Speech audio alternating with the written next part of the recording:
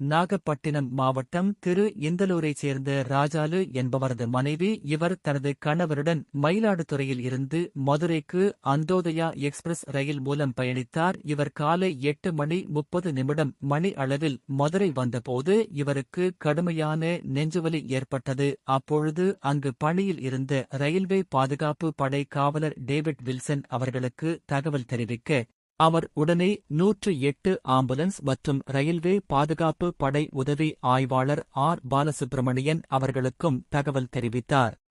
அவர் உடனே இருப்பு பாதை காவல் அதிகாரிகளுடன் சம்பவ இடத்திற்கு விரைந்து வந்து மேற்படி நபரை 108 ஆம்புலன்ஸ் மூலமாக அரசு ராஜாஜி மருத்துவமனையில் மேல் சிகிச்சைக்காக சேர்ப்பித்தார்.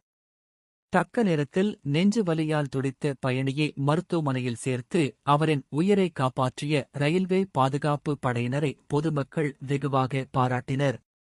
காவல் முரசு செய்தியாளர் எஸ். சௌகத் அலி.